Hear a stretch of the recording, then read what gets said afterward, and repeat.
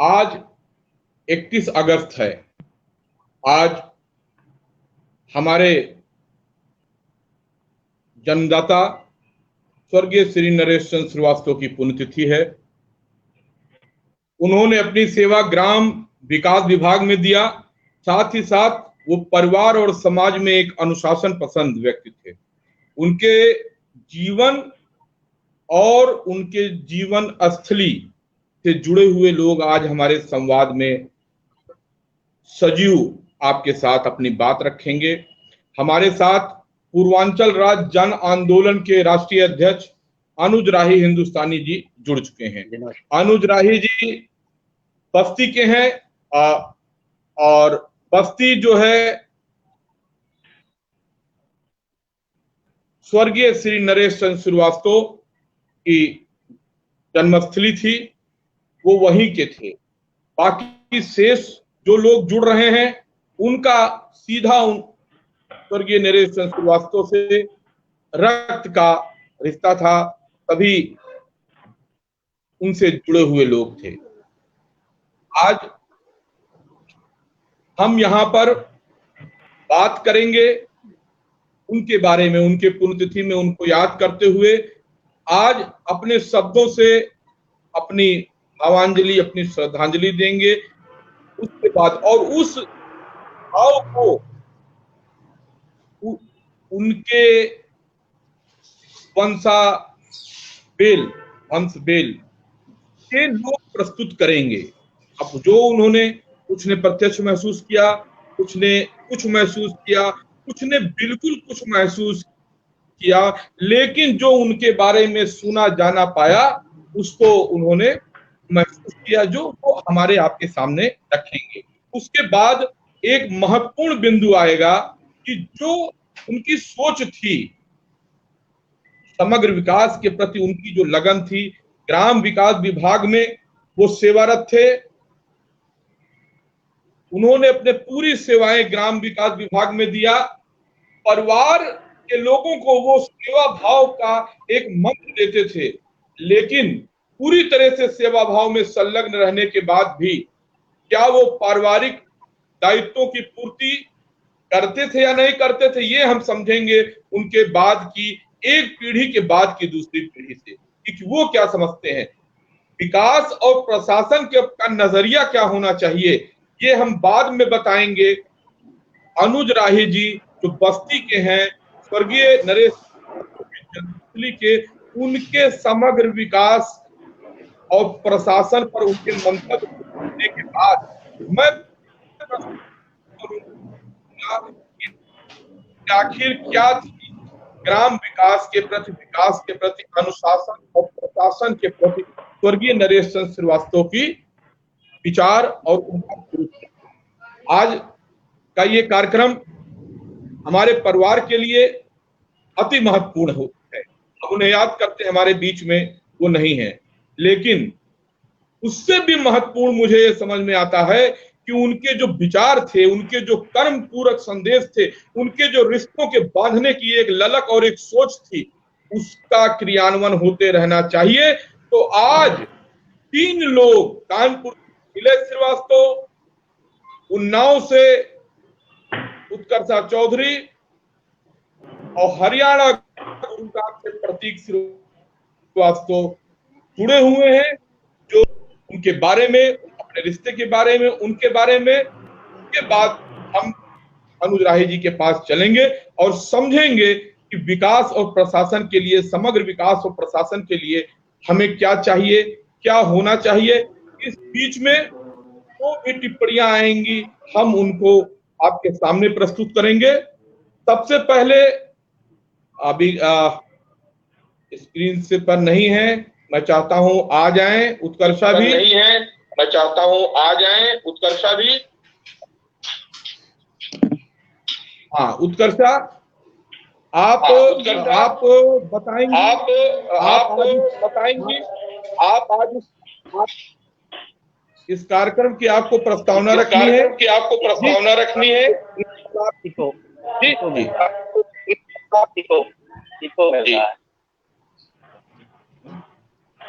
जी नमस्कार and hi everyone who is watching us, जो आज हमारे साथ यहाँ जुड़े हुए हैं। आज मैं Utkarsha Chaudhary, student of Manipal university and I am pursuing mass com and journalism. आज इस प्रोग्राम में हम हमारे स्वर्गीय नाना जी को याद करते हुए कुछ महत्वपूर्ण बातें रखेंगे, जिसमें कि काफी एक विषय भी हमने तय कर रखा है जिसपे कि आज हम बात करेंगे, that is the holistic development administration of us, that is also for the people of India. समग्र विकास प्रशासन और हम पर भी बात करेंगे। उससे पहले आज के इस विषय की चर्चा करने से पहले मैं मेरे स्वर्गीय नाना जी श्री नरेश चंद्र श्रीवास्तव की कुछ स्मरणें आपके साथ शेयर करूंगी। मैं काफी छोटी थी, शायद 5-6 साल की थी, कुछ ज्यादा याद नहीं है, लेकिन नाना जी मेरे ऐसे हैं कि जिनकी बात आज तक लोग as an example, as an idol रखते हैं मेरे सामने। अगर किसी भी अच्छी इंसान की बात अगर मेरे परिवार में चल रही हो तो सबसे पहले नाम मेरे नाना जी का आता है, क्योंकि जितना मैंने सुन रखा है अपनी पूरी जिंदगी में, जब से मैं छोटी सी थी, जब से वो हमें छोड़ के गए हैं, तब से लेकर के अभी तक सिर्फ अच्छी बातें सुनी है उनके बारे में, क्योंकि वो बहुत सहनशील, बहुत ही ईमानदार, बहुत ही इंटेलिजेंट इंसान थे। उन्होंने अपनी जिंदगी में सब कुछ खुद से हासिल किया था। उनका कुछ भी इनहेरिटेड नहीं था। वो खुद के दम पे इंडिपेंडेंट होके हर अचीवर बने थे। और आज भी हम इस बात पे गर्व करते हैं कि हमारे नाना जी ने इतना कुछ हासिल किया था अपने दम पर। एक स्ट्रॉन्ग स्पिरिट, एक इंडिपेंडेंट स्पिरिट, जिसे हम आज बोलेंगे, वो थे हमारे नाना जी। तो वो खंड विकास अधिकारी सेवा संगठन के अध्यक्ष भी रहे थे। एक सबसे खास बात ये भी है जो मैं आज आपको ये बताना चाहूंगी कि मेरे नाना जी फैजाबाद के मसौदा, बीकापुर और अमीनागंज आदि ब्लॉक के बीडीओ थे, ब्लॉक डेवलपमेंट ऑफिसर। और उनको अयोध्या में श्री राम जन्मभूमि परिसर में गर्भगृह का ऑनरी मैजिस्ट्रेट भी नियुक्त किया गया था। He was offered the honorary magistrate at that time during this Ram Bhumi case. Development and administration को लेके वो काफी सीरियस रहते थे, वो बहुत सिंसियर थे अपने काम को लेकर के। और वही सब उन्होंने हमारी मम्मी को या जितने भी लोग में से जुड़े हुए हैं नाना जी के कारण, उन सबको एक चीज जरूर मिली थी कि अपने काम को सबसे पहले रखो, अपने काम को सिंसियरली करो। और वो बस उनको ज्यादा चीजों पर ध्यान था नहीं, लेकिन अपने परिवार वालों को वो काफी साथ लेके चलते थे और अपने काम को भी बहुत ज्यादा महत्व होता रहता। तो इसी के साथ मैं चाहूंगी आप इस चर्चा की आगे शुरुआत करें और हमारे विषय पर भी बात करें।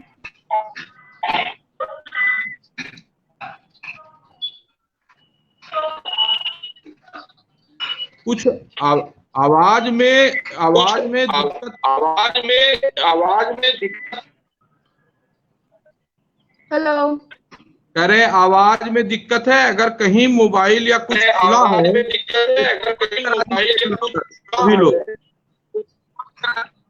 नहीं।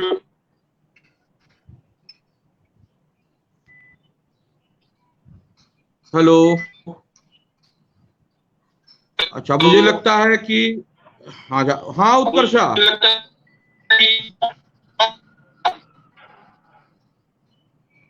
बोलिए बोलिए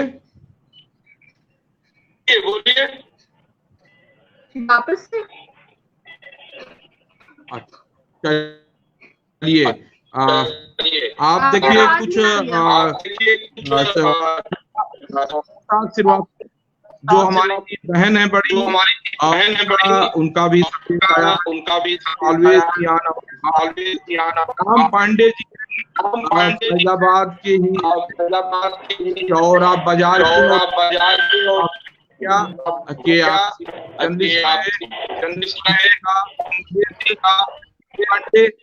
फैजाबाद ही है और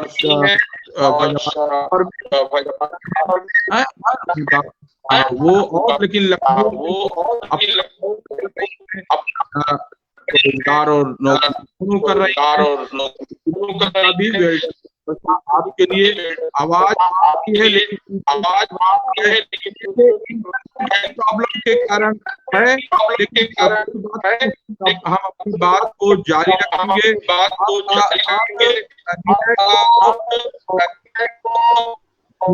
तो मैं स्क्रीन पर ले रहा हूँ। निलय आप करिए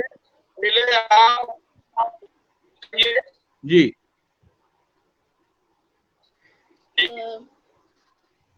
हेलो। हाँ बोलिए, आवाज आ रही है आपकी। तो मैं अभी अपने नाना के बारे में बोलने जा रहा हूँ, नरेश चंद्र श्रीवास्तव के बारे में। मेरे नाना का बर्थ हुआ था गोरखपुर में 3 जनवरी 1940 में। मेरे नाना एक बहुत ऑनेस्ट और लॉयल पर्सन थे। सर आवाज इको हो रही है यहाँ पे।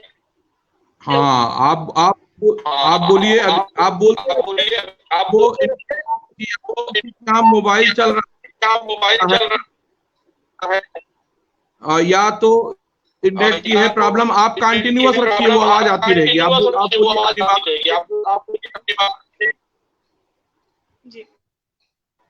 तो मैं शुरुआत से बोल रहा हूँ। मेरे नाना का बर्थडे 3 जनवरी 1940 को होता है। मेरे नाना एक ऑनेस्ट और लॉयल पर्सन थे। मेरे नाना एक पंक्चुअल पर्सन थे। वो हमेशा अपना काम समय पे करते थे, चाहे वो घर का हो या बाहर का हो। मैं तो 2008 में मैं हुआ हूँ, लेकिन मेरे नाना मुझसे मैं हुआ उसके पहले ही डेथ हो गई थी उनकी। मैं उनके बारे में ज्यादा नहीं जानता हूँ। तो मैं अभी जो भी बोल रहा हूँ मेरे मम्मी पापा ने मुझे बताया है। मेरे नाना मम्मी ने ये बताया कि नाना हमेशा टाइम से ऑफिस जाते थे, और जो उनकी बड़ी पोस्ट पे थे जैसे डीएम, वो भी उनकी बहुत ज्यादा रिस्पेक्ट करते थे। और वो हमेशा सबको सिखाते थे कि आप सच बोलिए और झूठ कभी ना बोलिए। और अपार्ट फ्रॉम दिस मैं बस यही कहना चाहूंगा, मेरे नाना बहुत ऑनेस्ट और लॉयल पर्सन थे।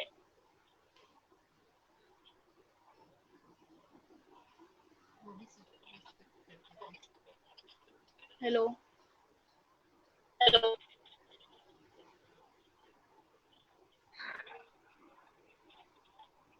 सर मैंने अपने नाना के बारे में बता दिया। अब आप अपना प्रोग्राम आगे करिए।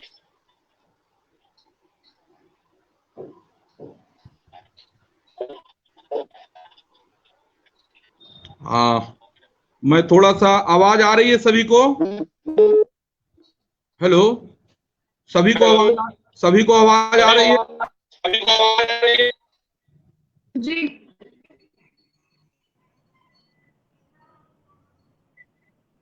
अच्छा, सभी को मिल रही है आवाज मेरी? देखिए, ये कुछ इको का प्रॉब्लम है, जिससे दूर मैं लगातार प्रयास कर रहा हूँ, लेकिन हमारी बात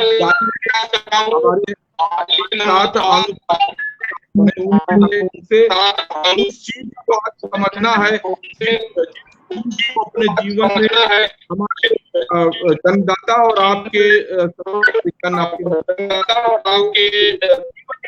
डेवलपमेंट को। तो अब इसी बात को आवाज और वीडियो दो ये नेटवर्क का इशू है। ये हमारे हाथ की चीज नहीं है, लेकिन फिर भी मैं चाहूंगा कि उत्कर्षा एक डेढ़ मिनट के लिए मैं ये चाहता हूँ कि आप घर में बताइए कि आप उसको बताइए, नाना के आप उसको बताइए, नाना के इसको सॉल्व आउट करने की कोशिश करता हूँ। फिर जी उत्कर्षा जी।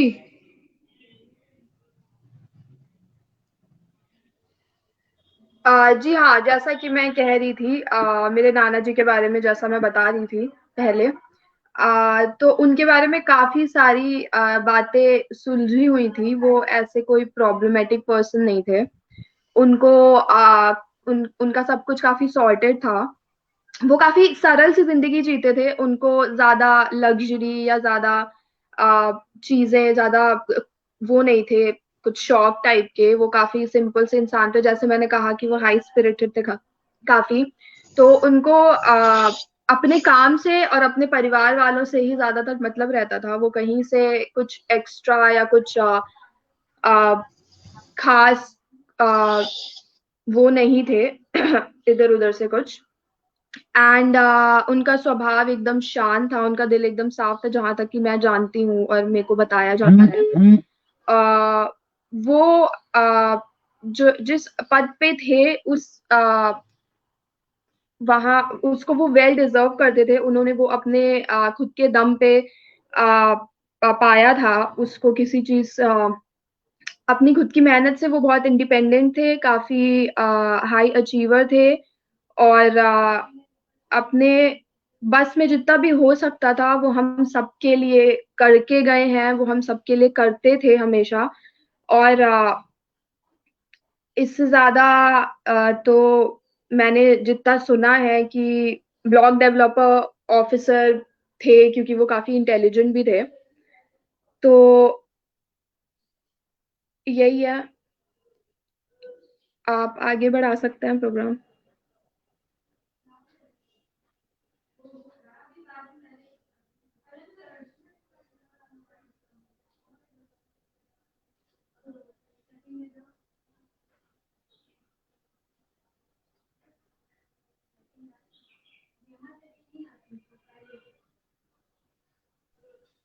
जैसा हम लोगों ने सुना था जैसा हम लोगों ने नीले सुना था आपको, नीले लेकिन आपको, इको में लेकिन इको इको प्रॉब्लम में के कारण इको प्रॉब्लम के सभी लोग कारण सभी से मैं ये चाहता हूँ मैं ये कि चाहता आप हूँ कि आप भी आप से अपनी जरा बात को रखें से अपनी बात को जी। रखें जी।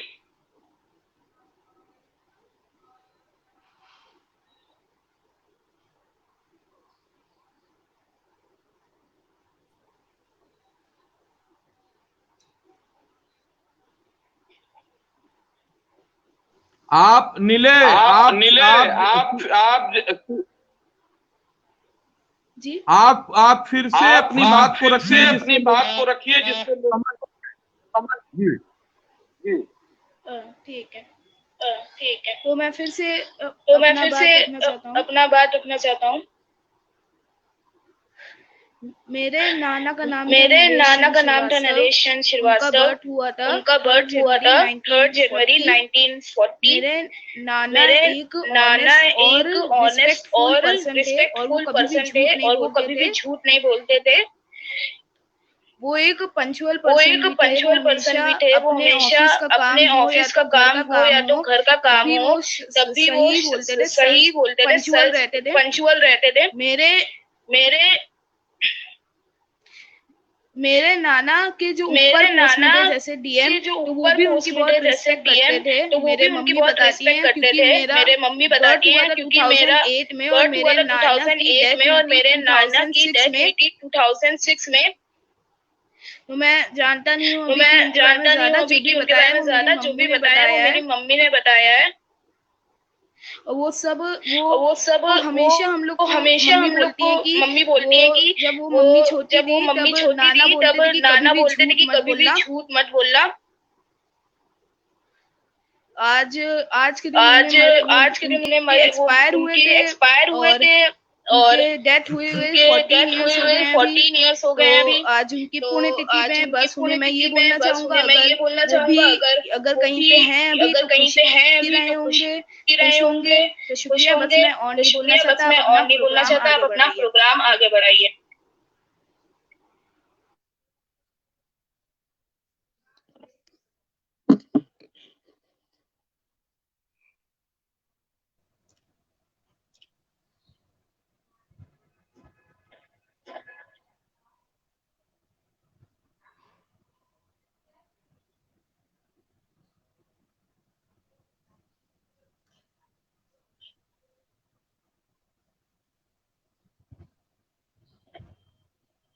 अनुज भाई, ये जो अभी स्क्रीन पर सभी लोग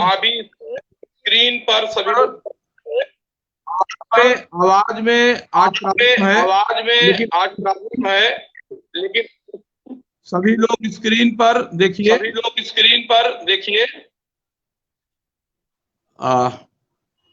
इसे मैं पढ़ता हूँ, शायद आवाज पहुंचे सबके पास।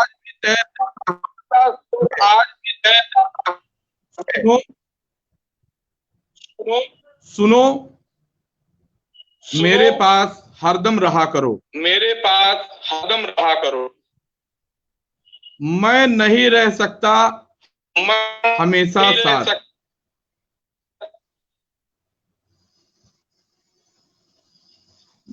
मुझे सम्मेलन और कार्यालय में रोज जाना रहता है।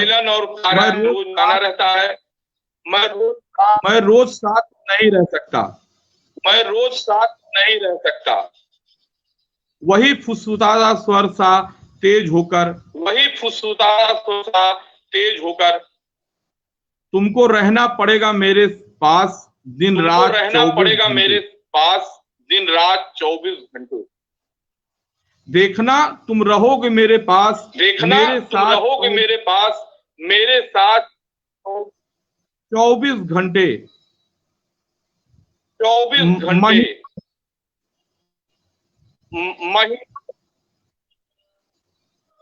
जब तक रहूंगा जिंदा तब तक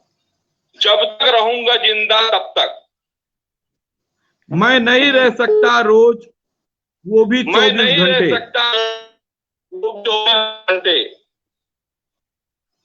हम बेकार की बात है, ये रोज साथ रहने की जिद। अब मैं जा रहा हूं। उफ, कान में वही स्वर, तुम रहोगे मेरे साथ ही, महीनों मैं जीवित रहूंगा।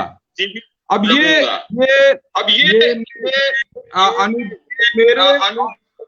मेरे पिता का आपसी है, जो एक बात नहीं दर्जनों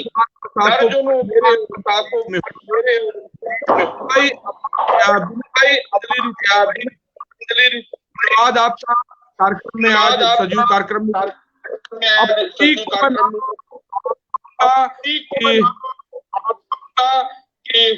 आज फिर इंटरनेट की बड़ी प्रॉब्लम के कार्यक्रम में बहुत व्यवधान है। हाँ, लेकिन हमें कार्यक्रम करना है। और तब तक समझना अनुज भाई, समग्र विकास के बारे में, समग्र विकास आखिर होगा कैसे?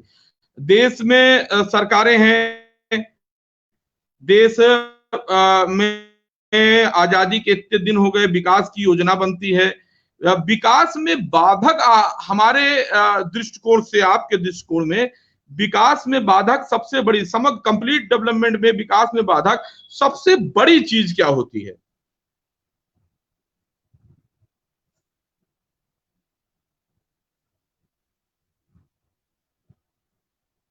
जी अनुज भाई, आवाज आ रही है?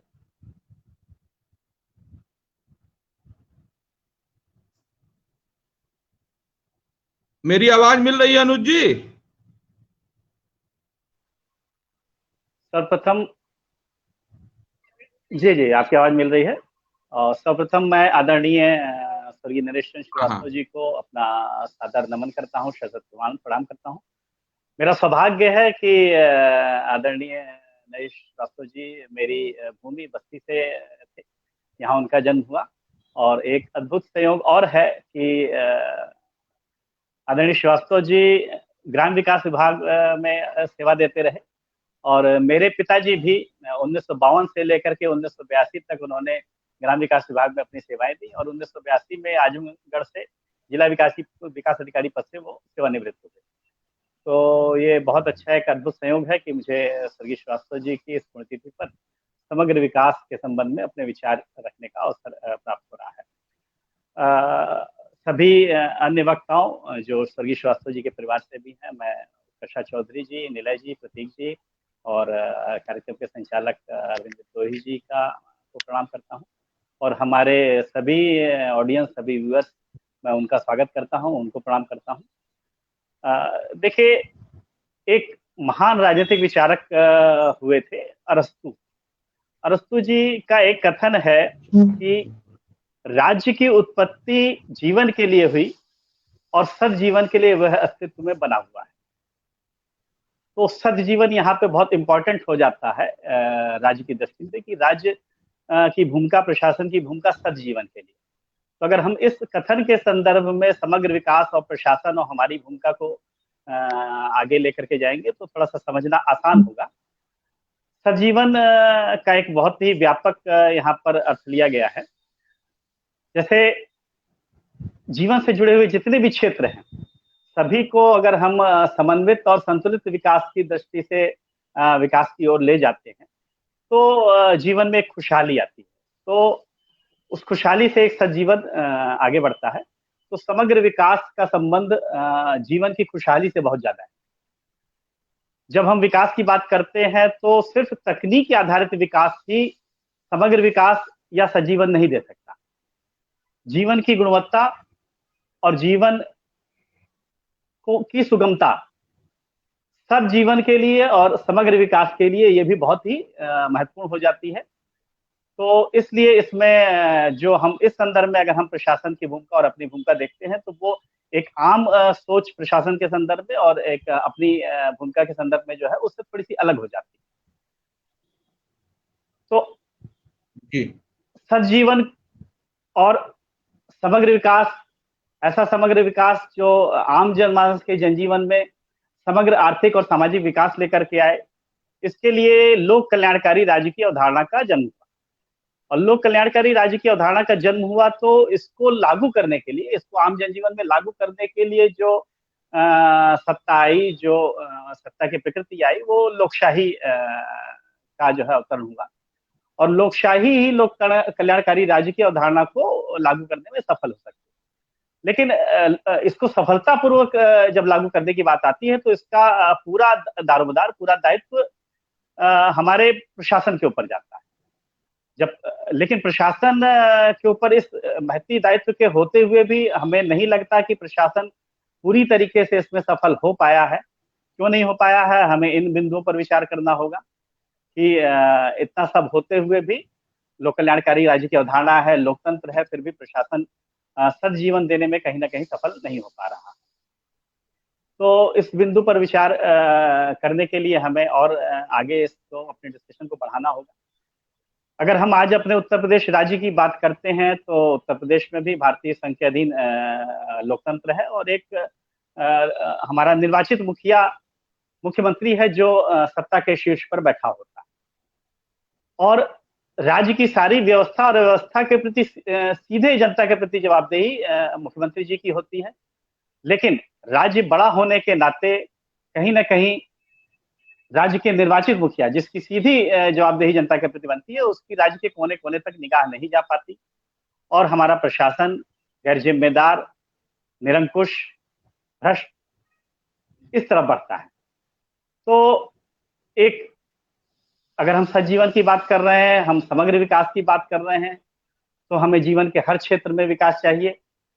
लेकिन जब जो हमारे प्रति जिम्मेदार है मुख्यमंत्री, जब उसकी निगाह कोने कोने तक नहीं जा पाती है तो प्रशासन सुचारू रूप से अपना कार्य नहीं कर पाता। जैसे कि स्वर्गीय नरेश जी के बारे में बात हो रही थी कि वो बहुत ही लॉयल, बहुत ही ऑनेस्ट और बहुत ही अपने कर्मठ एक व्यक्ति थे अपने सार्वजनिक जीवन में। और जहां तक मुझे लगता है, अगर हम समाज में इर्द गिर्द देखें तो ज्यादातर लोग जो है अपनी समाज में जो भूमिका है, जो अपनी पेशेवर भूमिका है, उसके प्रति काफी ईमानदार और लगन और कर्तव्यनिष्ठ रहते हैं। लेकिन कहीं ना कहीं लापरवाही वहां पर आ जाती है जब व्यवस्था ही इसको सपोर्ट नहीं करती।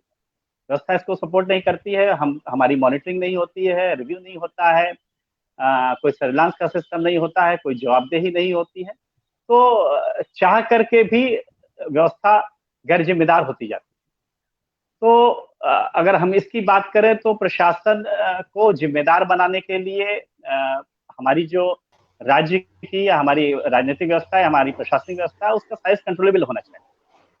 कंट्रोलेबल होना चाहिए। साथ में जो है हम जैसे अगर कॉर्पोरेट सेक्टर की बात करते हैं तो कॉर्पोरेट सेक्टर में एक्सीलेंस सार्वजनिक क्षेत्र से बहुत ज्यादा देखा जाता है। तो वहां पर बहुत से कारण है। एक तो क्लियर कट हायरार्की होती है, व्यवस्था की हायरार्की क्लियर कट होती है और स्पैन ऑफ कंट्रोल एक सीमित होता है।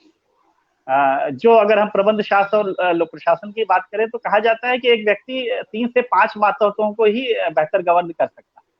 लेकिन अगर उत्तर प्रदेश राज्य को ले या भारत के तमाम बड़े राज्यों को ले तो ये स्पैन ऑफ कंट्रोल बहुत बढ़ जाता है और हायरार्की बहुत अनिश्चित हो जाती है, जिससे लोकतंत्र में प्रशासन का संवेदनशील होना, रिस्पॉन्सिव होना बहुत ज्यादा संभव नहीं हो पाता। तो अगर हमको सजीवन और समग्र विकास की तरफ जाना है तो बहुत कुछ जरूरी है कि हम अपनी व्यवस्था को इस हद तक उसमें सुधार लाएं कि वो रिस्पॉन्सिव हो। और इसके साथ ही कॉर्पोरेट एक्सीलेंस में एक बहुत बड़ी चीज होती है कि हम अगर कोई कुछ अच्छा करता है तो उसका उसमें सम्मान होता है, उसको रिवार्ड किया जाता है, उसको ऑनर किया जाता है, जैसी चीजें आज देखने को नहीं मिलती हमारे शासन प्रशासन। तो अच्छे लोग होते हुए भी उनको कोई ऐसा सम्मान, ऐसा रिवार्ड, ऐसा प्रोत्साहन नहीं मिल पाता है, जिसके कारण वो अपनी जिम्मेदारियों का और बेहतर जो निर्वहन कर सकते थे वो नहीं कर पाते। तो यहाँ पर बहुत जरूरी हो जाता है कि हम अपनी व्यवस्था को जी कुछ कहना चाह रहे हैं अरविंद जी? जी अरविंद जी कुछ कहना चाह रहे हैं? अनुज जी, मैं ये आपने जो बताया, नहीं मैं ये कह रहा हूँ कि आपने अपने इंट्रो में एक चीज बताई थी कि बस्ती का तो आप हैं, आपने बताया कि पिताजी ग्राम विकास विभाग में उन्होंने सेवा दी। मैंने अपने संबोधन में पहले ही कहा था कि जितने लोग आज लाइव पर हमारे साथ चर्चा कर रहे हैं उनका सीधा रिश्ता जो है स्वर्गीय नरेश चंद्र श्रीवास्तव जी से है। ये लोग परिवार के हैं, बेटियों के बेटे हैं, मैं उनका बेटा हूं। आपसे दोहरा रिश्ता है, आप बस्ती के रहने वाले हैं जहां पर पिताजी का जन्म हुआ था। साथ ही साथ आपके पिताजी और हमारे पिताजी एक ही विभाग में सेवा देते थे। और जब आप और पता करेंगे तो मालूम चलेगा कि वो लोग एक अच्छे मित्र भी थे और हमारे परिजन अभी लगते। मैं इन चीजों को समझ करके आज आपको रखा, क्योंकि कहीं ना कहीं आपके पिताजी, हमारे पिताजी अगर जुड़े थे, ग्राम विकास में थे, विभाग में थे, तो आपका उपस्थित होना हमको आपको एक तो वैचारिक समानता है, सामाजिक और राजनीतिक मुद्दे पर, तमाम मुद्दों पर हमारी एक रूपता है, लेकिन हमारा पैतृक जुड़ाव और पिता के कर्मों का जुड़ाव भी हमारा एक सहारा है। तो एक रूपता परिवार के लोगों तक भी पहुंचे। स्वर्गीय नरेश चंद्र श्रीवास्तव के परिजन, उनको चाहने वाले भी ये जाने कि जिस चीज को लेकर के वो सोचते थे, केवल उनके परिवार के ही नहीं और लोग भी जो ग्राम विकास विभाग से जुड़े थे, जो बस्ती के थे, तमाम लोग सोचते हैं। उन्हीं में से एक आप हैं अनुज राही जी। इसलिए आज आपको लाना हम आवश्यक समझे थे। कुछ और लोगों को लाना था लेकिन तकनीक कारण से जुड़ नहीं पाए। अब हमारे साथ जो है मैं चाहूंगा प्रतीक श्रीवास्तव को हम ले आए हैं, इंजीनियर हैं और ये अपनी कुछ बात, अपने विचार जो कहना चाहते हैं उसको कहें। संभवतः प्रतीक कुछ इंटरनेट की या नेट की गड़बड़ी के कारण ऐसा हो रहा है। जो लोग भी अभी जुड़े हैं, अगर वो लाइव आकर के कोई बात रखना चाहते हैं तो वो मुझे मेरे व्हाट्सएप पर भेज सकते हैं 9450190987 पर। मैं उनको जोड़ लूंगा। बहरहाल अभी हम सुनते हैं कि क्या कहना है प्रतीक का अपने नाना के बारे में। हाँ प्रतीक।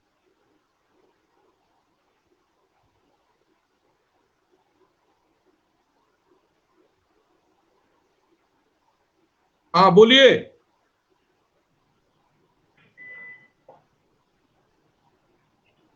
हेलो। हाँ बोलिए बोलिए।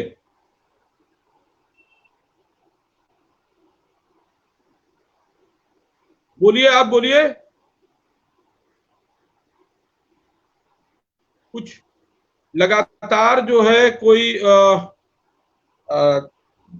मैसेज जरा कोई कर दे, वो अपना एक तो प्रतीक अपना माइक खोल लें, अनम्यूट कर लें, फिर आते हैं। दूसरी बात हम आपसे आपसे ही समझते हैं, सारे लोग आपसे बात समझेंगे, जैसे प्रतीक आएंगे उनको फिर स्क्रीन पर लेकर के उनकी बात रखेंगे। अनुज भाई, आपने भी महसूस किया होगा, हमने तो खैर महसूस ही किया, हमने तो वो पूरी जिंदगी की है। कहीं भी अनपढ़ होता था, दूर भी ब्लॉक होता था, वहीं पर सब परिवार रहना। बिल्कुल। एक बार लोग, मैं आपको बताऊं, मुझे आश्चर्य होता है सोच के कि लोग एक एक पोस्टिंग के लिए परेशान रहते थे और सिफारिश करते थे अपने अधिकारियों से कि हमको जो है कोई एक जो है अच्छा ब्लॉक मिल जाए, कहीं पर एक हम जो है जगह पा जाए जहां पर हम रहे सर्विस में। लेकिन जैसा कि अभी उत्कर्षा ने बताया कि वो फैजाबाद में जब थे तो मसौदा में और बीकापुर में, अमानीगंज, खंडासा, यहाँ पर उनकी तैनाती थी। और मैं बताऊं अनुज भाई कि यहाँ तैनाती उनकी तो थी ही। एक बार तो ऐसा वाकया हुआ कि फैजाबाद के 4 खंड विकास, मतलब मसौदा के वो वीडियो थे, उसके अलावा 4 ब्लॉकों का चार्ज उनके पास था। और उस समय अयोध्या में जो श्री राम जन्मभूमि का गर्भ, इनर कॉरिडोर गर्भ किया गया है, उसके वो ऑनरेरी मजिस्ट्रेट के पद पर भी उनकी ड्यूटी रात में 8 बजे से सुबह तक की रहती थी। और एक और वाकया उसी में हो गया, बहुत बड़ा जो मेला लगता है, मेले में भी उनको मेला मजिस्ट्रेट बना दिया गया। और दिन में ऑफिस की काम अपना ब्लॉक में बैठ करके, और समझ लीजिए बीकापुर, खंडासा, मया बाजार, पूरा बाजार, ये और सोहावल, इन ब्लॉक का उनके पास चार्ज और इनर कॉरिडोर वो थे। और मैं उसका, लेकिन उन्होंने उसकी एक कार्य पद्धति बनाई, जो भी सरकारी वाहन था वो सारे ब्लॉकों का उन्होंने वहां के एडीओ आईएसबी को दिया, इंजीनियर को दिया, और कहा कि सारे काम आप सब सुबह आप हमारे पास ब्लॉक का विजिट दोपहर के बाद करते थे। और फिर वो 5-6 बजे गांव का दौरा करते हुए घर आते थे, आधे एक घंटे के बाद। तो ये लेकिन वो जो उनका एक्टिवनेस था, वो एक्टिवनेस बाद में अति सक्रियता एक बड़ी बीमारी के रूप में फैली, और जिसका कोई इलाज ही नामुमकिन है। उन्हें पार्किंसन से जूझना पड़ा, और लंबा जो उनका संदेश था विकास और प्रशासन का, अभी प्रतीक का शायद अभी वो ठीक नहीं हो पाया है। यह हम यही समझना चाहते हैं आपसे अनुज भाई, आपसे हम यही समझना चाहते हैं कि ये जो अच्छे लोक सेवक होते हैं, अच्छे प्रशासक होते हैं, इनके परिजन जो होते हैं, इनके परिजनों का जो मन के भाव, मन की पीड़ा होती है, क्या समाज महसूस करता है? जो दिन भर काम में लगे रहते हैं, उनके मन की पीड़ा से वो समाज क्या अपनी कनेक्टिविटी बना पाता है? जी बिल्कुल, आपने बहुत ही अच्छी बात उठाई। जैसे कि आज का अगर हम लोक प्रशासन, आज के नौकरशाहों और आज के सिनेरियो में जाएंगे तो आप देखेंगे कि जो है, जैसे आप बात कर रहे थे कि हम लोग जहां भी उनकी पोस्टिंग रही वहां साथ में रहते थे, वही साझा अनुभव हमारा भी है कि पिताजी जहां जहां रहे पूरा परिवार साथ में रहा। और बड़े लंबे लंबे, उत्तर प्रदेश तो बहुत बड़ा राज्य था, तब और बड़ा था, आज भी बहुत बड़ा है। ट्रांसफर 600-700 किलोमीटर दूर होते थे। हम लोग ट्रक पर जो है लद करके जो है जाते थे एक जगह से दूसरी जगह, उसी में सामान, उसी में हम लोग बैठते थे। रेलवे नेटवर्क और बस नेटवर्क सब, रोड उस समय ऐसी नहीं थी कि जो है हम लोग सार्वजनिक परिवहन का उपयोग कर पाते। लेकिन उस समय वो काल दूसरा था। अगर हम उस समय की बात करें तो निश्चित है माना जा सकता है कि कम्युनिटी जो अपना प्रशासन था, विकास प्रशासन था, उससे काफी जुड़ी होती थी, तो उस दर्द को महसूस कर पाती होगी। लेकिन आज क्या दर्द है, इसको क्यों महसूस करना चाहेगी? आज आप देखेंगे तहसीलदार स्तर से ही शुरू होकर के IAS IPS तक किसी का भी परिवार आपको अपनी पोस्टिंग पर, अपने मुख्यालय पर नहीं मिलेगा। लखनऊ या नोएडा उनका हब बन गया है कि सबके परिवार वहां रहते हैं। तो आज कम्युनिटी तो उनकी सिर्फ उस लग्जरियस लाइफ को, फैमिली की लग्जरियस लाइफ को फील करेगी, उनकी समस्याओं को फील चाहकर भी नहीं करना चाहेगी। लेकिन हम लोग मुख्यालयों पर अपने पिताजी के साथ रहते थे, कम्युनिटी से जुड़े रहते थे। पिताजी लोग दौरे पर जाते थे, रात्रि विश्राम करते थे विकासखंडों में, गांव पर। तो वो समय एकदम दूसरा था। और उस समय कह सकते हैं कि समाज जटिल नहीं था, जनसंख्या बड़ी नहीं थी। तो जिले थे, बड़े थे, लेकिन काम का दबाव कम था। तो प्रशासन का अपने समाज के साथ एक अच्छा बेहतर समन्वय होता था, तो जिससे प्रशासन जनता को और जनता प्रशासन को समझ पाता था। लेकिन आज आप देखेंगे कि हम एक आम जनमानस अपने जनप्रतिनिधि से भी जुड़ा हुआ नहीं। प्रशासन तो बहुत दूर की चीज है, जनप्रतिनिधि के भी इतना नजदीक नहीं है। इतनी जटिल हो गई है हमारी सारी व्यवस्था कि उसमें हम बहुत पॉजिटिव फीलिंग एक दूसरे के लिए नहीं रख पाते हैं कि हम जनप्रतिनिधि के लिए बहुत पॉजिटिव फीलिंग रखें, हम एक नौकरशाह के लिए पॉजिटिव फीलिंग कर रखें, नौकरशाह जनता के लिए पॉजिटिव फीलिंग रखें। वो बीच में एक बहुत बड़ा गैप बन गया और वो कहीं ना कहीं व्यवस्था में कमी है। और हम लोग शायद इस पर भी आगे चर्चा करेंगे कि व्यवस्था में कमियां कैसे दूर हो सकती हैं। जी अरविंद जी। जी बिल्कुल। और हाँ बिल्कुल, देखिए नेटवर्क इशू के कारण प्रतीक हमसे बात संवाद नहीं कर पा रहे हैं। जैसा कि मैंने कहा था, और उनसे भी अगर आवाज पहुंच रही, वो आ करके रिफ्रेश करके रिस्टार्ट करके फोन फिर से आएंगे तो वो आवाज उनकी क्लियर होगी, और वहां के डिस्टरबेंस के कारण ही था। लेकिन मैं आपको, जैसे रितेश मिश्रा जी हैं, अभी मैं स्क्रीन पर उनका विनम्र श्रद्धांजलि का लाया हूं। रितेश भाई, अगर आप ऑन स्क्रीन आकर के कुछ कहना चाहते हैं तो मुझे व्हाट्सअप करिए, मैं लिंक भेजता हूं, आपको जोड़ता हूं। आप हमारे जो प्रोग्राम कोविड-19 का नहीं होता था दौर, तो आप लगातार इस कार्यक्रम के आयोजकों में से रहे हैं, तो हम आपको आज यहाँ पर जुड़ करके भी ये चाहते हैं कि अगर आप हमारे साथ जुड़ करके भी बात कर पावे तो हमें अच्छा लगेगा, सबको अच्छा लगेगा। या और भी जो लोग हैं, अगर लाइव जुड़ करके बात अपनी रखना चाहते हैं तो मुझे व्हाट्सएप करें, मैं लिंक भेजता हूं, वो लोग जुड़ जाएं। दरअसल ग्राम विकास के प्रति अपना जीवन समर्पित किया था, और ये सदैव उन्होंने कहा कि कोई गरीब, दलित, वंचित जो है अपने अधिकार से बचा न रह जाए। जबकि जो व्यवस्था है, उस व्यवस्था के हिसाब से वो समान परिवार के थे, कायस्थ थे, श्रीवास्तव थे, साथ ही साथ जमींदार परिवार के भी थे। ये उनके मन में जो सोच थी, जो कहीं ना कहीं उनका कुछ अंश, पूरा तो नहीं, कुछ ना कुछ सारे लोगों के, हम लोगों के अंदर है।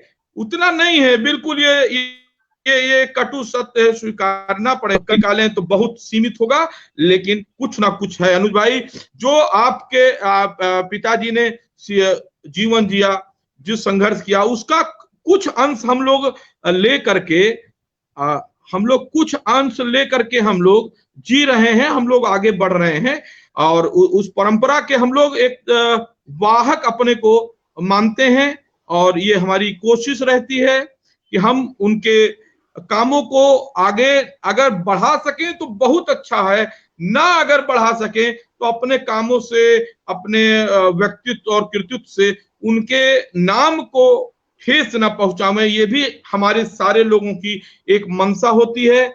हम लोग ये अच्छा, पापा ने बहुत लोगों को नौकरी भी लगवाई बिना घूस लिए। अरे ये लिखना चाहिए था कि बुला बुला करके नौकरी लगवाई और खाना खिला के नौकरी लगवाई, आने जाने का किराया भी दिया, घूस नहीं। वो तो उन लोगों को खाना भी खिलाया, सब किया, लेकिन उसका कोई बात या कुछ, वो अलग बात है, वो विषयांतर हो जाएगा। और उसका कोई जिसके लिए उन्होंने किया वो अपना कर्तव्य समझ करके किया, और उनके अच्छे कर्तव्य तमाम जिंदगी जी रहे हैं। और एक बार फिर से मैं चाहूंगा ये सारी बातें अनुज जी की बातों को सुन करके निश्चित रूप से हमारे जो परिवार है हमारा, उस परिवार में जो सबसे कम उम्र के हैं निलय, वो कुछ सोचे होंगे, कुछ बातचीत में कुछ समझे होंगे, और हम समझना चाहेंगे कि आज के इस विमर्श में पारिवारिक और सामाजिक, राजनीतिक, सामाजिक एक साथ का ये विमर्श था, वो क्या महसूस करते हैं इतनी बात में, अभी उन्होंने क्या समझा, मैं स्क्रीन पर उनको लाया हूं। और अनुज जी को फिर से आज नेटवर्क की प्रॉब्लम, फिर अनुज जी तेज है, 1 मिनट निलय, 1 मिनट रोकते हैं। देखिए प्रतीक फिर से आ गए हैं, प्रतीक अभी अपनी कोई बात नहीं रख पाए। आप अपने ये करिए, अनम्यूट करके अपनी बात बोलिए, आपकी तरफ से अनम्यूट है जी।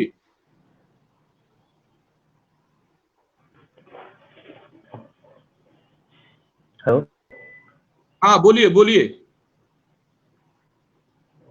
हाँ, कुछ टेक्निकल प्रॉब्लम की वजह से शायद मैं पहले आपको जुड़ नहीं पाया, और मैं थोड़ा सा बहुत तेज वक्त मिलते बोलिए। हुए थोड़ी सी बात करना चाहता हूँ कि सभी ने यहाँ पे, सभी घर वालों ने, सभी लोगों ने नाना जी के बारे में जो कुछ भी बताया बिल्कुल सही बताया। बहुत ही ऑनेस्ट पर्सन थे, बहुत ही रिस्पॉन्सिबल थे, और ड्यूटी ऑफ द ड्यूटी उनका अपना डिसिप्लिन था, लाइफ को परस्यू किया, वो हमेशा से उसको फॉलो करते थे। उत्कर्षा ने, निलय ने, जब सभी ने बताया कि हमें हमारे माँ बाप, हमारे सभी बड़े लोग उनके बारे में यही बताते थे, तो मैंने भी उनके साथ जो थोड़ा बहुत वक्त बिताया है उसमें यही सीखा, यही जाना, छोटे छोटे एग्जाम्पल्स उनकी लाइफ में जो मैं ऑब्जर्व कर पाता था, जो मेरी समझ थी उस वक्त, मैं ये देखता था कि बहुत ही काइंड थे वो, उनको दूसरों का दुख नहीं देखा जाता था। बहुत ही छोटे छोटे एग्जाम्पल, जैसे कि हम कहीं ट्रैवल करते थे तो जैसे रिक्शे वाला हो गया, गाड़ी वाला हो गया, तो वो सबको बराबर रिस्पेक्ट देते थे। घर में स्वीपर थे, घर में ड्राइवर थे, सभी वहां पे काम करने लोग थे, मगर कभी भी उन्होंने किसी को डिसरिस्पेक्ट नहीं किया। और वो हमेशा मुझे जब भी अपने साथ रखते थे तो यही सिखाते थे कि दूसरों का अगर तुम रिस्पेक्ट करोगे तभी उसी में तुम्हारी रिस्पेक्ट है। अगर कोई पीछे तुमको बुरा बोल रहा है तो फिर आपके लाइफ परस्यू करने का मेथड जो है वो उनके हिसाब से सही नहीं था। आपके पीछे, आपके ना होने पे भी अगर आपकी लोग तारीफ करें, आपको याद करें, वो उसको सही मानते हैं हमेशा से। और जैसा कि अभी और भी मैं सबके कमेंट भी पढ़ रहा था और सब उनके बारे में बता रहे हैं, तो वो हमेशा हेल्पफुल नेचर थे, हमेशा। उन्होंने कभी शो ऑफ नहीं किया। वो इस पहुंच पे थे कि उनके हाथ में बहुत कुछ था, उनके बहुत पावर थी, बहुत रिस्पॉन्सिबिलिटीज थी, मगर कभी कुछ गलत, कभी कुछ ऐसा उन्होंने नहीं किया जिसकी वजह से उन पे, हम पे, उनकी फैमिली पे आज तक कोई कुछ बोल सके, कुछ बात उठा सके।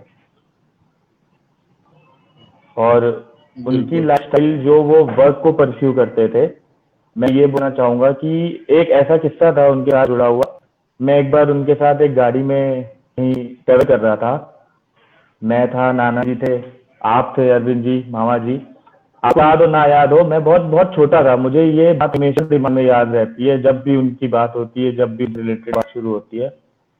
तो हम सब गाड़ी में जा रहे थे और एक छोटा सा किस्सा ये हुआ कि गाड़ी किसी वश कहीं भी, मतलब एक छोटा सा हमारे एक्सीडेंट होने के इंसिडेंट हुआ, और हमारे ड्राइवर की थोड़ी सी गलती भी थी, और वो वहां पे छोटा सा एक किस्सा हो गया। तो जहां तक ये था कि आजकल लोग, आज पैटर्न फॉलो होता है कि गाड़ी बड़े लोग चल रहे हैं और सड़क पे गलती हमेशा छोटे की है। अगर मैं गाड़ी में चल रहा हूँ तो मैं आ रहा हूँ, लोगों का ये मानना है।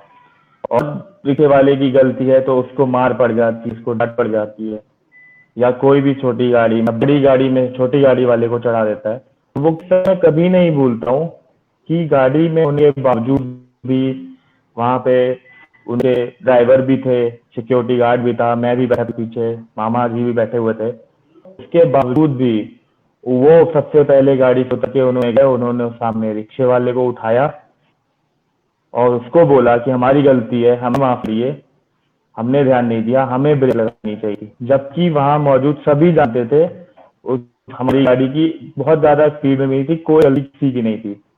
वहां पे हम छोड़ के और लोगों ने वहां पे मुद्दा खड़ा कर दिया, वहां झगड़ा होने लगा, सुनने लगा, मगर इनका खुद ये मानना था, उन्होंने जाके उसको उठाया और वहीं पे सब सॉल्व कर दिया कि नहीं ऐसा कुछ नहीं है, हमारी गलती थी, हमने ब्रेक नहीं लगाई वजह से। जबकि सब लोग वहां जानते क्या हुआ है और बेफिजूल का एक किस्सा होने से उन्होंने अपने आप ही रोका, वापस बैठे, अपने ड्राइवर को बोला कि चलो हम जहाँ चल रहे थे वहां चलते हैं, बात खत्म। बहुत ही सिंपल परस्यू करते थे, सॉर्टेड थे, बहुत ही सॉल्व थी उनकी चीजें, कभी कुछ शो ऑफ नहीं किया, कभी कुछ नहीं किया। और घर में भी सबके होने के बावजूद भी बहुत सिंपल बिताते थे वो, जैसे कि उनकी लास्ट के डेज के वक्त भी हम सब लोग एक साथ थे, हमने सब एक साथ वक्त बिताया है। तो वो हमेशा से बस यही समझाते रहते थे। जैसे कि एक अभी अरविंद जी ने लिखा भी था कमेंट में कि बहुत जब भी रहो मेरे साथ रहो, मेरे पास रहो। तो मुझे आज भी याद है, उनकी बातें मुझे अभी भी याद है।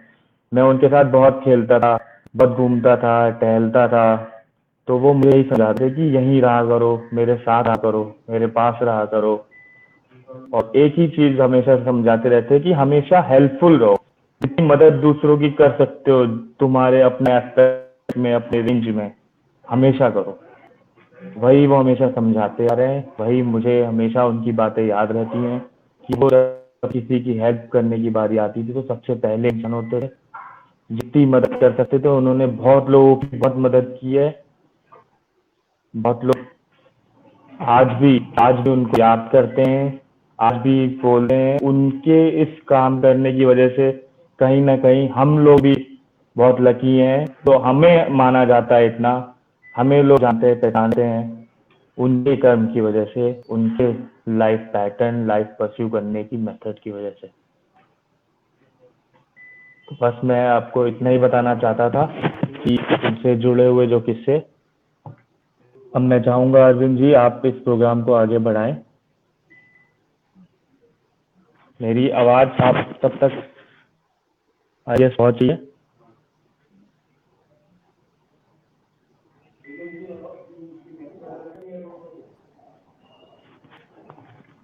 Hello ji Prateek ji, am I audible to?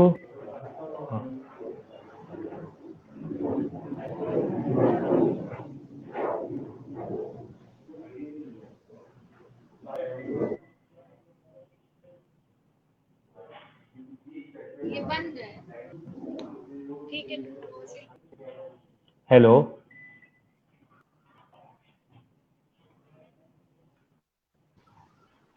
उनको शायद कोई नेटवर्क जी प्रॉब्लम प्रतीक जी होगा। आप मुझको सुन पा रहे हैं? जी, टेक्निकल इशू की वजह से शायद प्रॉब्लम। टेक्निकल इशू इंटरनेट का बहुत गड़बड़ कभी कभी हो जाता है, लेकिन ये कार्यक्रम इसीलिए आप लोग बातचीत जारी रख सकते थे। मैं थोड़ा सा एक आध मिनट आपकी बात नहीं सुन पाया प्रतीक, लेकिन मैं जितना सुना था, और मैं ला रहा हूँ स्क्रीन पर अनुज जी को, और आप लोगों को मैं एक चीज बताऊं। जैसे मैंने समग्र विकास की बात किया, समग्र विकास चिंता पर, और ये लंबी बहस है।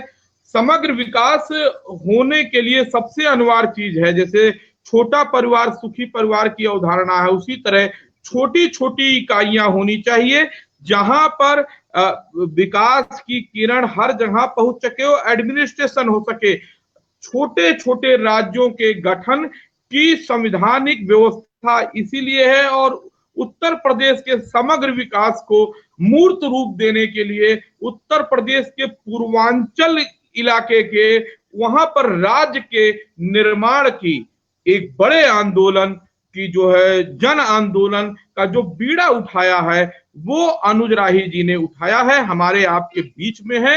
यही बीड़ा पहले अपने कर्मों से, अपने विकास के एजेंडे से स्वर्गीय कल्पनाथ राय जी ने स्थापित किया था। स्वर्गीय हरकेवल प्रसाद जी लगातार आंदोलन में जुड़े थे, लेकिन तमाम और लोग भी जुड़े थे। वो केवल राजनीतिक फायदा लिए, फिर कहीं उनका समायोजन हुआ, वो अपनी राजनीति कर रहे हैं। लेकिन समग्र विकास की परिकल्पना को मूर्त रूप देने के लिए अनुज जी और उनके पूरे, अभी वंदना जी का भी टिप्पणी आया था, सारे लोगों का टिप्पणी आया था। तो हमको मेरे पापा जी कभी किसी को सताते नहीं थे, हाँ ये भी था। लेकिन प्रतीक चले गए, प्रतीक ने एक बात कही थी, मैं वो बस उस पर कुछ बता करके मैं ये चाहता हूं कि मैं फिर अनुज भाई आपसे आखिरी टिप्पणी लेंगे, फिर ये उत्कर्षा और निलय अगर कुछ अपनी बात कहना चाहेंगे तो वो अंत में आधे मिनट की, 1 मिनट की कहेंगे। अब प्रतीक, मैं एक बात और बता दूं, आपने एक घटना चक्र बताया जिसमें आपने बताया कि नाना जो है वो रिक्शे वाले के साथ हुआ, वो किसी गरीब, और लेकिन एक बात सब लोग जान लीजिए कि मेरे पिता, अगर प्रतीक जुड़ रहे हैं मैं उनको जोड़ लूं, हाँ आ गए प्रतीक, मेरे जो पिता थे, चलिए वो जुड़ रहे हैं, जुड़ जाएंगे। मेरे जो पिता थे यानी आप लोगों के नाना थे, अनुज भाई आपसे भी रिश्ता है, पिताजी के आपके हमारे, तो उस हिसाब से पारिवारिक वो चचा हुए। उनकी एक आदत थी, वो जो भी व्यक्ति समाज में अपने को मजबूत और दबंगई समझ करके कभी भूल से नहीं आपका स्थानांतरण करा देंगे या ठीक नहीं होगा, तो मेरे पिता उसका हाथ पकड़ करके जो विकास अधिकारी कार्यालय परिसर होता था उसके बाहर के कमरे में लाते थे, सप्रेम आपसे बात करनी है, उनको घर में चाय पिलवाते थे, उसके बाद उस तख्ते को, बिस्तर को पलटते थे और कहते थे कि देखो होलडाल नहीं हटा है और जीप बाहर खड़ी है, मैं उत्तर प्रदेश प्रादेशिक सेवा संगठन का हूं, मुझे उत्तर प्रदेश में नौकरी करने के लिए चयनित किया गया है, मुझे इस खंड विकास में या इस जिले में नहीं, मैं उत्तर प्रदेश में कहीं भी जाके नौकरी कर लूंगा, स्थानांतरण की मुझको धमकी मत दो। और रही बात दूसरी, जो तुम कह रहे हो ठीक नहीं होगा, तो ठीक किसके साथ नहीं होगा ये तब समझ में आएगा जब तुम कोई गलती करोगे। तो ये तेवर नौकरशाही ने खो दिया है अनुज भाई, जो तेवर हमारे आपके पिताजी ने जो पहले नौकरी में आए थे, उन्होंने, उनके पास लगन थी कि हमको अपने कर्तव्यों का निर्वहन करना है, हमको शासनादेश का पालन करना है, हमको परिवार का ध्यान रखने के साथ साथ परिवार का उदर पोषण जिस तनख्वाह से हो रहा है उस तनख्वाह के साथ हमको न्याय करना है, इसलिए लड़ पाते थे। आज नौकरशाही पर हम भी प्रश्न उठाते हैं तो केवल इसलिए उठाते हैं कि नौकरशाही अधिकतर बेईमान हो गई है, वो जनता के हित का काम करने की जगह लूट रही है, विकास के धन को लूट रही है। जो विकास का धन या बच्चों के शिक्षा जगत में जो पैसा आता है वो लूट लेना, स्वास्थ्य विभाग में लूट लेना, कोविड-19 के इस संकट काल के दौर में अस्पतालों में जो लूट मची हुई है, उस जो नोडल अधिकारी हैं उन पर प्रश्न चिन्ह क्यों नहीं लगाया लगेगा। ये जवाबदेही अनुज भाई जी हमारे आपके पिताजी बहुत अच्छा करते थे कि अगर हमको तनख्वाह हम ले रहे हैं तो उस तनख्वाह के पैसे का हमको कर्ज अदा करना है, हमारे बच्चों के अगर पेट में खाना जा रहा है राजस्व के तनख्वाह का, तो हम अपना वो काम ईमानदारी से करेंगे। आज नौकर साहब बेईमान हैं, वो फाइल पर दस्तखत करने के लिए पैसा मांगते हैं, जबकि मुझे याद है कि अगर कोई 9:30 के पहले भी आ जाता था, जहां जहां तैनात रहे वहां लोग कहते थे कि सुबह फरियादी और शाम को खंड विकास अधिकारी का जमावड़ा हमारे यहाँ लगता था। कहीं भी रहे हो, अगर दूरस्थ भी रहे, खंडासा जैसी जगह पर, फैजाबाद में खंडासा जैसी जगह पर जहां लोग रहना नहीं पसंद करते थे, वहां रहना, वहां तालमेल बनाना। स्वर्गीय मिश्र यादव जी 2 महीने में इतना मानने लगे कि अक्सर कहते थे, वहां जो ब्लॉक प्रमुख तत्कालीन थे, कि बिना बीडीओ साहब को फैजाबाद तक पहुंचाए तुमको घर नहीं आना है। और वहां 4:30-5 बजे कहा जाता था कि बीडीओ साहब अब रात्रि निवास के लिए आप जिला मुख्यालय पर जाइए। वो तेवर और कलेवर नौकरशाही का छूट गया है ना अनुज भाई, तभी तो नौकरशाह जो है गाली खाते हैं। जी जी अरविंद भाई, आज मुझको ये इनसे समग्र आभास हो रहा है कि मेरा दर्द, मेरी संवेदनशीलता, हमारी सोच और आपकी सोच, आपकी संवेदनशीलता इतनी मिलती क्यों है? जैसे आप और ये पूरा परिवार आज श्रीवास्तव जी का आदरणीय हमारे साथ है, तो तमाम संस्मरण आपके साथ जुड़े हुए हैं अपने पिताजी को लेकर के, वैसे ही मेरे साथ भी बहुत जुड़े हुए हैं। तो हम लोग उन पर भी कभी चर्चा करेंगे, लेकिन आज स्वर्गीय श्रीवास्तव जी की स्मृति पर हम लोग उनको याद करते हुए समग्र विकास और समग्र विकास में प्रशासन और हमारी भूमिका कहाँ बैठती है, कहाँ उसमें कमियां आ गई हैं, इस पर विचार कर रहे हैं। लेकिन एक छोटा सा संस्मरण मैं आपको फिर भी बता देता हूँ, चर्चा कर लेते हैं। अपनी आखिरी पोस्टिंग पर हमारे पिताजी जो है जिला विकास अधिकारी आजमगढ़ के पद पर पोस्टेड थे। उस समय मुख्य विकास अधिकारी का पद नहीं होता था, जिला विकास अधिकारी ही जो है होता था। तो विकास जो जिला योजना होती थी उसका सचिव जिला विकास अधिकारी होता था और अध्यक्ष जिलाधिकारी महोदय होते थे। तो गोरखपुर मंडल हुआ करता था उस समय, मंडल हेडक्वार्टर आजमगढ़ का भी। तो यहाँ से डिप्टी कमिश्नर डेवलपमेंट हमारे जो पिताजी के डायरेक्ट स्टेट के जो वो थे, वो वहाँ पहुंचे हुए थे आजमगढ़ दौरे पर। तो पिताजी को उनको भी अटेंड करना था और जिला योजना की बैठक भी थी। तो पिताजी को उनको रिसीव करने, अटेंड करने के बाद थोड़ा सा जिला योजना की बैठक में पहुंचने में 5-10 मिनट का विलम्ब हो गया। योगेश दयालु जी IAS जिलाधिकारी हुआ करते थे आजमगढ़ के।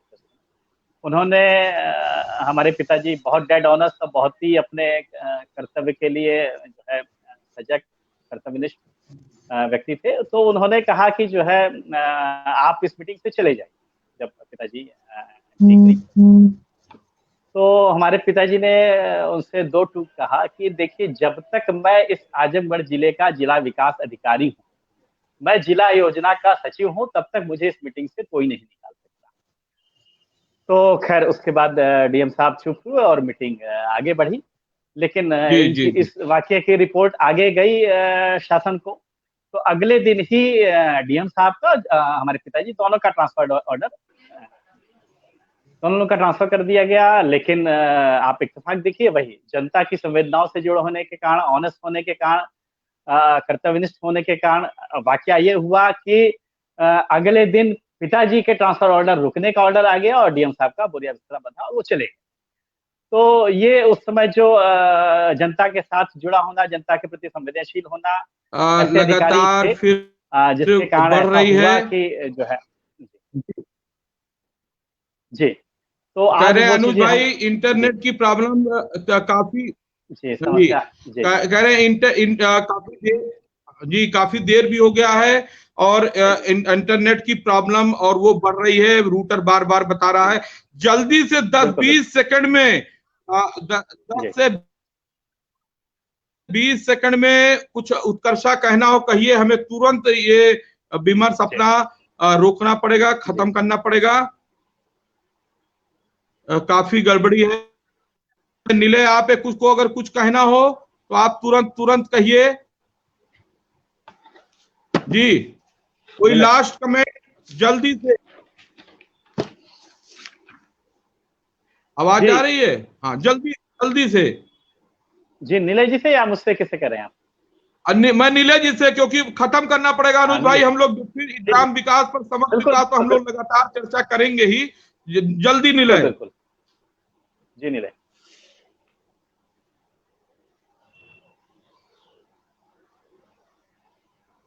चलिए, मुझे लगता है कि वो आवाज मैंने सुना नहीं था उस टाइम। आप कोई चीज आप जल्दी से, कोई बात जल्दी 20-30 सेकंड में जल्दी से करिए। हमें प्रोग्राम को इसको रोकना पड़ेगा तकनीकी कारणों से।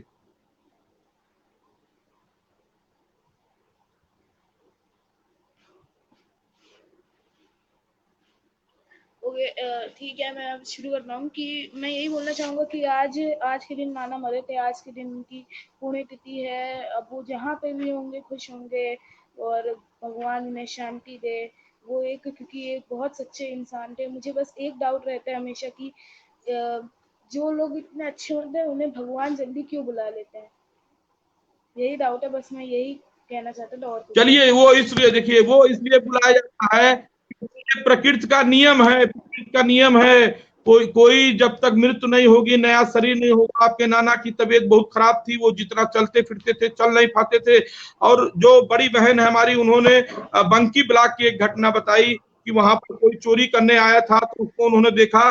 अरे उसको उन्होंने देखा नहीं था, वो तो चौकीदार जो थे, वो चौकीदार उनको पकड़ के मारने जा रहे थे, तब उन्होंने मना किया था कि अरे ये जरूरतमंद है, लौकियां लगी है, इसको खा लेने दो।